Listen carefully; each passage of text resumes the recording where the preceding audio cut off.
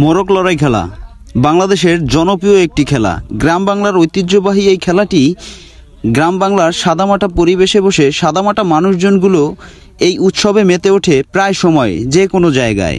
মোরগ লড়াই খেলা ভিয়েতনামের একটি জনপ্রিয় খেলা। 118 শতাব্দী যা দীর্ঘ ইতিহাস লাই রাজবংশে। ঐতিহাসিক নথি অনুযায়ী ল্যা থ্যাং কিয়েটের সৈন্যরা চম্পাকে জয় করার পরে এই খেলাটিকে ভিয়েতনামে ফিরিয়ে এনেছিল। প্রাথমিকভাবে মোরগ লড়াই শুধুমাত্র গ্রাম এবং পাহাড়ি এলাকায় অনুষ্ঠিত হয়েছিল, যেখানে অনেক জাতিগত সংখ্যালঘুরা বাস করত। মোরগ লড়াই বাংলাদেশ ও ভারতবর্ষে পশ্চিমবঙ্গের বিভিন্ন বিদ্যালয়ে বার্ষিক ক্রীড়া প্রতিযোগিতায় এই খেলাটির আয়োজন করা হয়ে থাকে। এটি সাধারণত ছেলেদের খেলা। গ্রাম অঞ্চলের ছেলেদের কাছে এটি একটি খুব জনপ্রিয় খেলা। মোরগ লড়াই খেলা একদল ছেলেরা গোল হয়ে এক পায়ের উপরে দাঁড়িয়ে থাকে। দুই হাত দিয়ে অপর পা পিছনে ভাঁজ করে রাখতে হয়।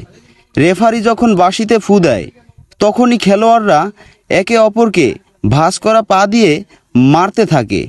কেউ পড়ে গেলে সে বাতিল বলে গণ্য হয়।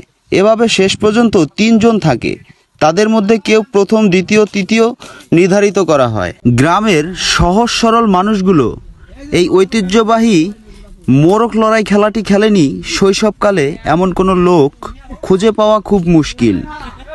তাই তো আজকে আমরা ভর দুপুরবেলা এই মোরগ লড়াই খেলার আয়োজন করলাম। গ্রামের সেই ঐতিহ্যবাহী খেলাটির একটু স্মৃতিচারণ করার চেষ্টা করলাম। যাই হোক বন্ধুরা, আজকের মোরগ লড়াই খেলার বিজয়ী ফার্স্ট, সেকেন্ড, থার্ড এবং চতুর্থ ব্যক্তিদের পেয়ে গিয়েছি আমরা।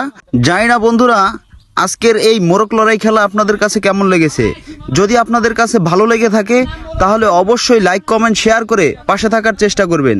আর হ্যাঁ, এই ছোট্ট পরিসরে আরও মজার মজার গ্রাম বাংলার যেই ঐতিহ্যবাহী খেলাগুলো রয়েছে, যেই খেলাগুলো মানুষ এখন ভুলতে বসেছে, সেই ধরনের খেলাগুলো যদি আপনারা উপভোগ করতে চান তাহলে অবশ্যই কমেন্ট বক্সে জানিয়ে দেবেন কোন কোন খেলা আপনারা উপভোগ করতে চান।